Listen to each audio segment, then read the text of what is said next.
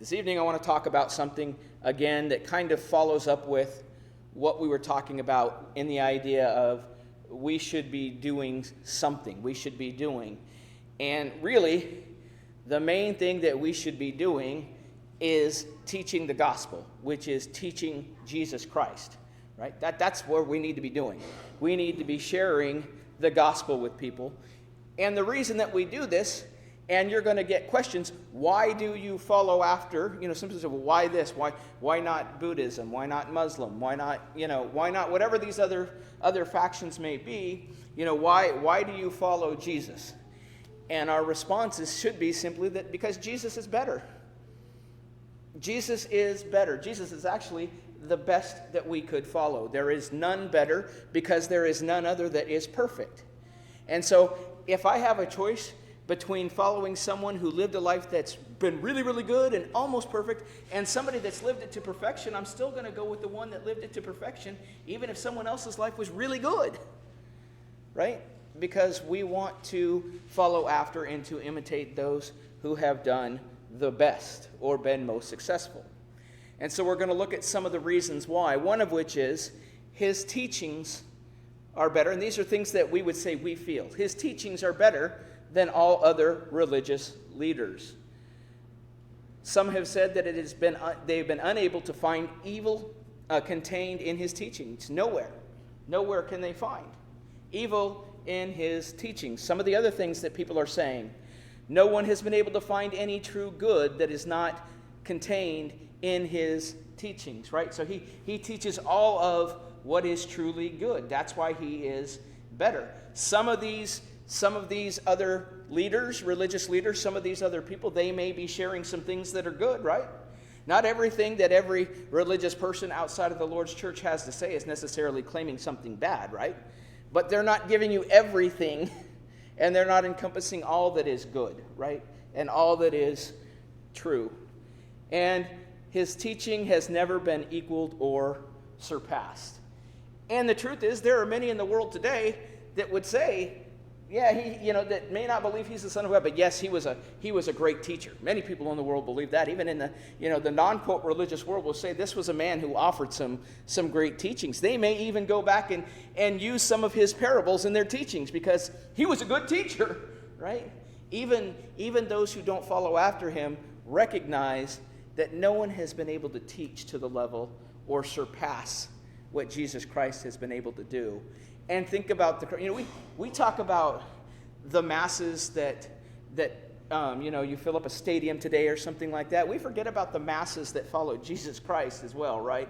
He had masses of people, and yes, part of following them was a wrong reason of just being physically fed, but there was also a reason people came to hear what he had to say. They were curious about his teachings. They wanted to know about what was taking place.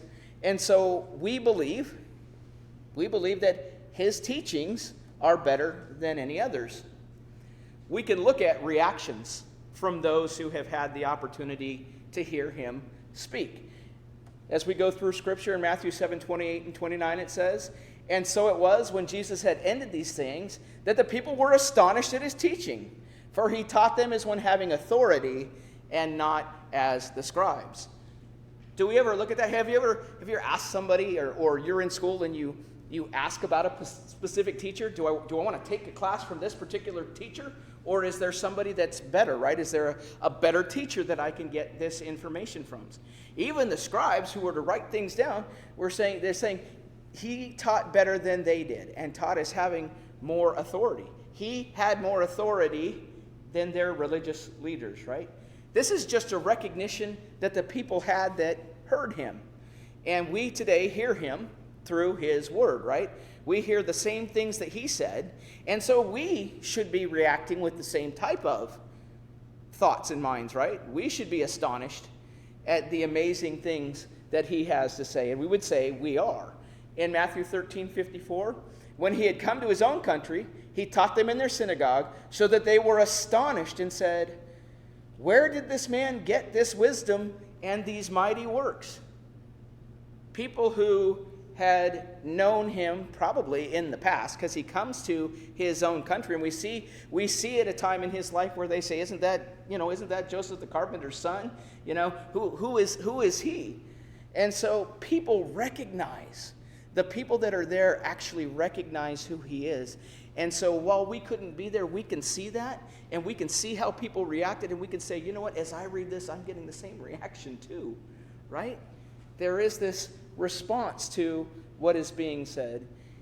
And in John chapter 7 and verse 46, a statement is made, no man ever spoke like this man. Why do we follow Jesus? Why not someone else? Because we believe, in simple terms, that Jesus is better. He is the way. He is how we're going to get to where we need to be. How do we know Jesus is better? Because no one else on this earth has lived a sinless life. That alone separates him from everyone. He is the only one that has ever or will ever live a perfect life. And so we follow him because he lived a life without sin. The Hebrew writer said, we do not have a high priest who cannot sympathize with our weaknesses, but was in all points tested as we are, yet without sin. Now, there can be some confusion, I believe, in how people view that, and they believe he was tested, he faced every test we taste today. Well, how could you say that? He wasn't tested with drugs. He faced every trial that could be tested in a grand scale, and he was able to maintain, right?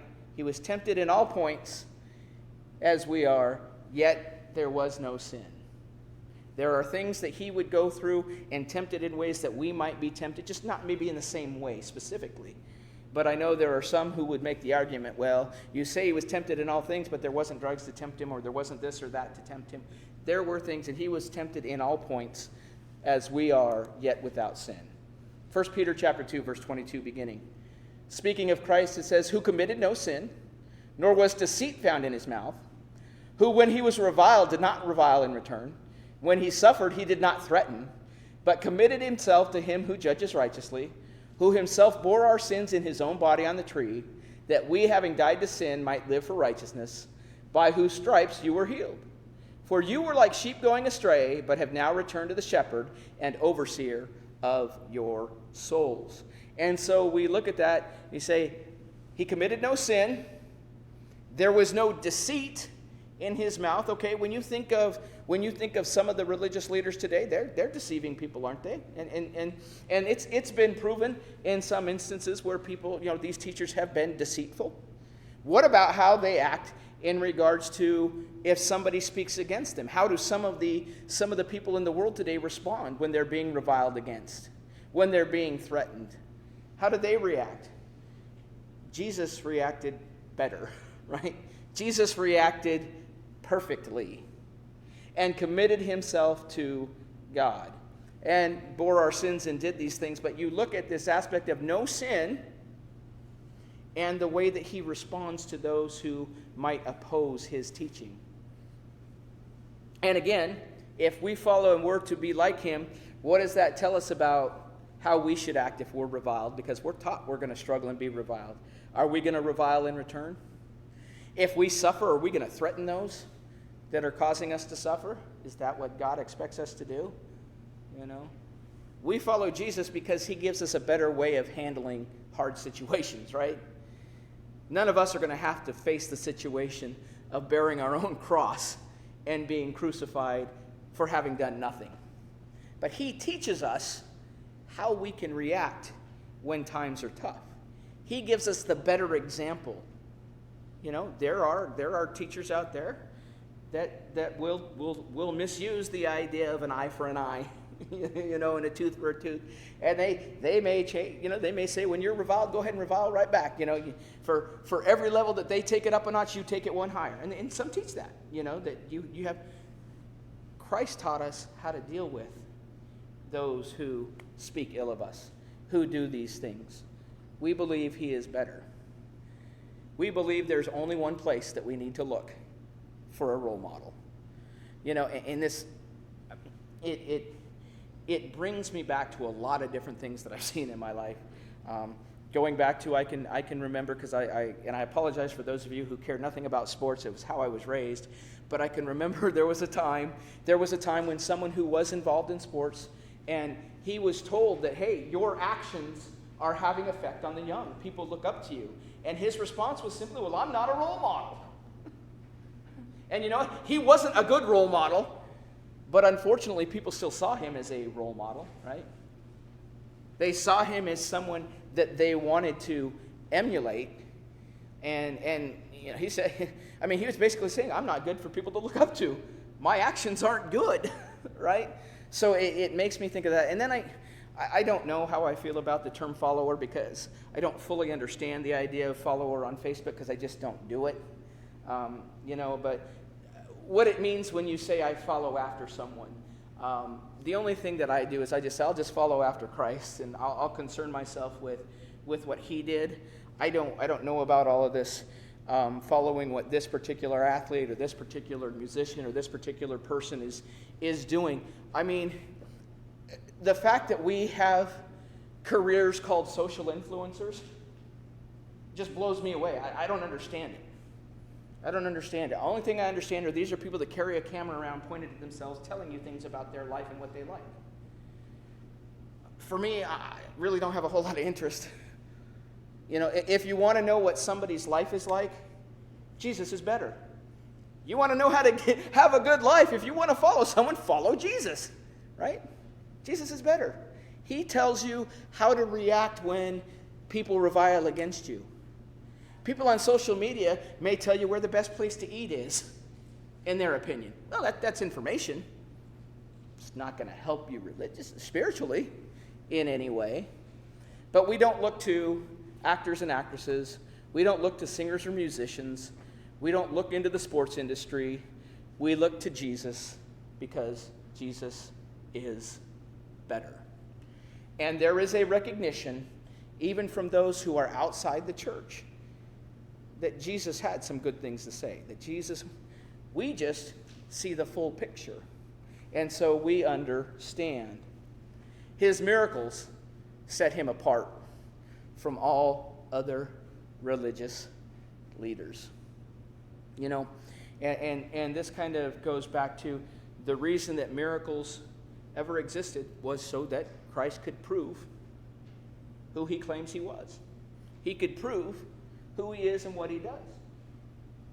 I believe that the reason that there was a time where there were demons upon this earth, and I believe there were demons upon this earth, I believe they were here for a time so that Christ could come and show his power and authority over those demons.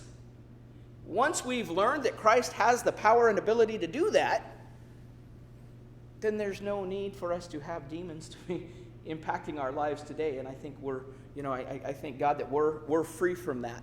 You know, this idea of some of the things, and people would say, well, how could a loving God and how could a Jesus who is better allow for there to be demons to exist? Well, Jesus was there to remove those demons, and he was there to show that he is better. That's what Jesus was there to prove, and that's what his miracles were to prove. He turned water into wine. He calmed seas that were storming. He brought people back to life. He healed all kinds of diseases.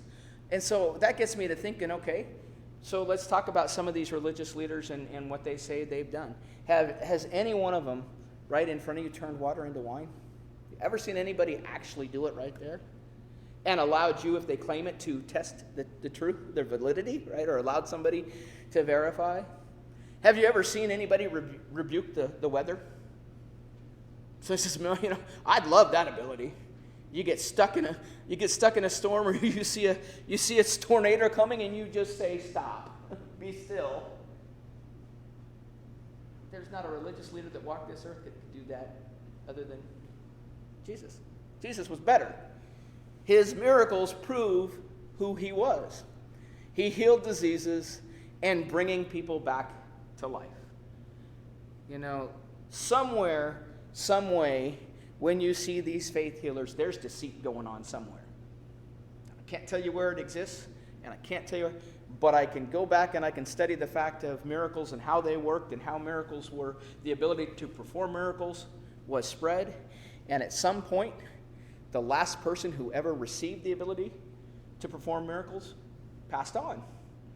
Because the one thing that didn't pass to them was the ability to pass the ability on to somebody else. They couldn't miraculously touch someone else and say, now you can perform miracles. So ultimately it had to come to an end somewhere.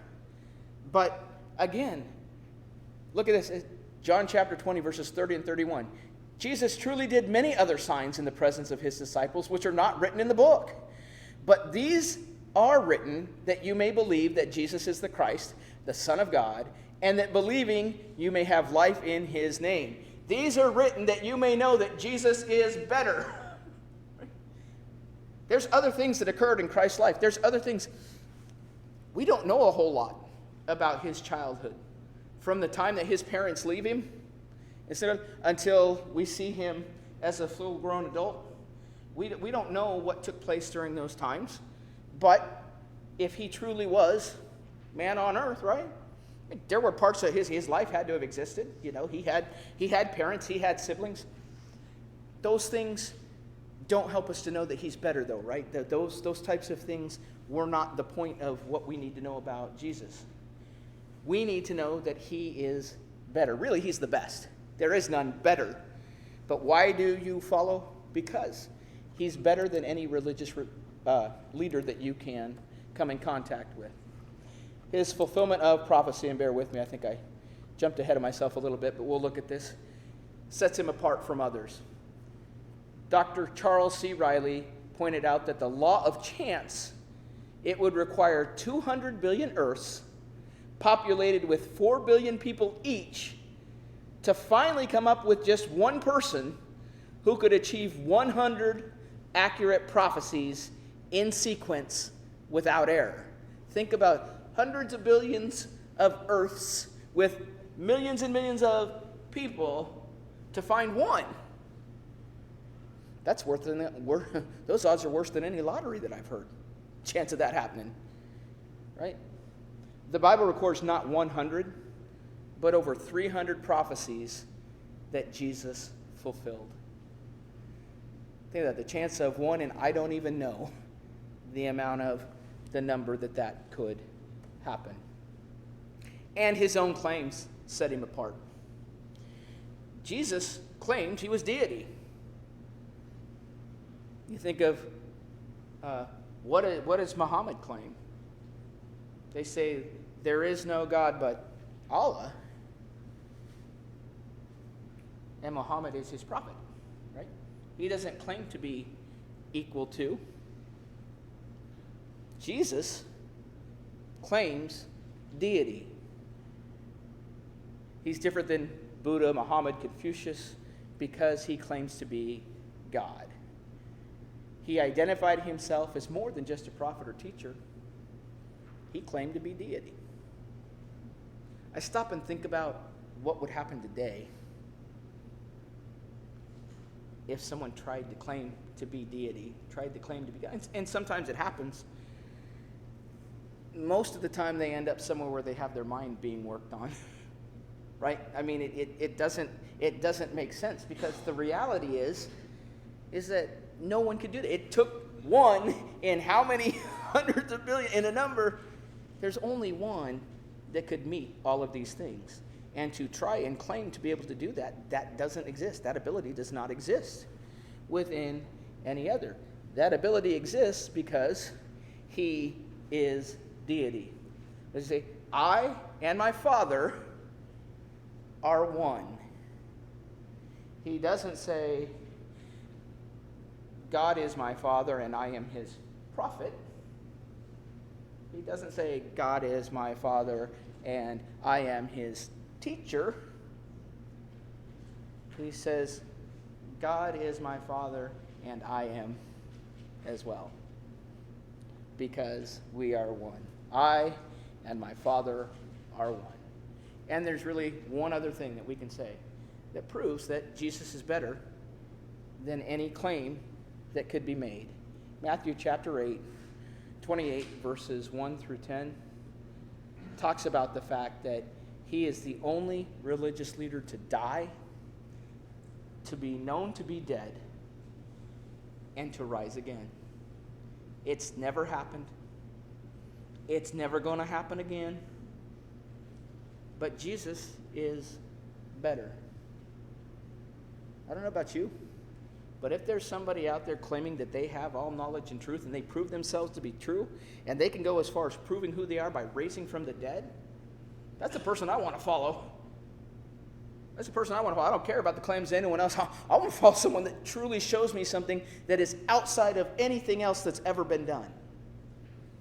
Why do you choose to follow specifically Christ? Why? People will ask you why you do what you do. I'm not going to go ahead and read those for you. You're familiar with the text. We're simply going to close out with this thought.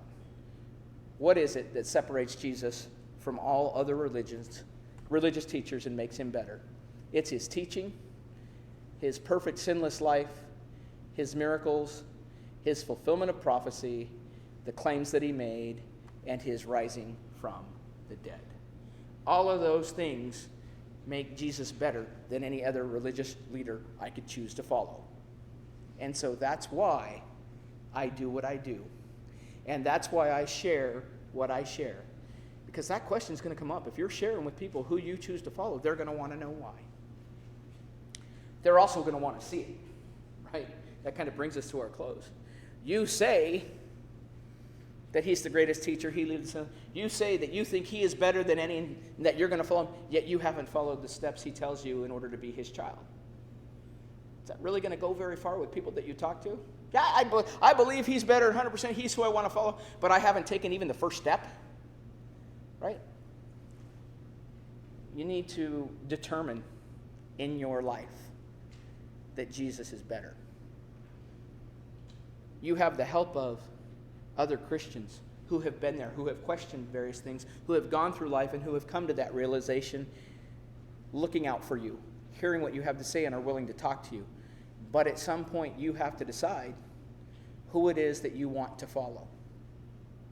And we're told, ultimately in our life, as a created being, we're going to choose to follow only one of two entities. We're going to choose to follow God, or we're going to choose to follow the devil. And so if you're not following one, you're following the other, right? So if you're following the devil, that means you're not following Christ. And people understand that. What they forget is if you're not following Christ, you are following the devil. You're not just neutral. Because we're told that we will follow after one or the other. Or if there's something going on in your life and you need the help, wouldn't you go to the person that's better? Wouldn't you go to the one that's the best? Wouldn't you go to the person that can give you that help? You have an opportunity to simply lift up your voice to him, ask him for assistance, and allow him to work within you, and allow him to work within his other children to help you. So if there's any need that you have, let us know while we stand and while we sing.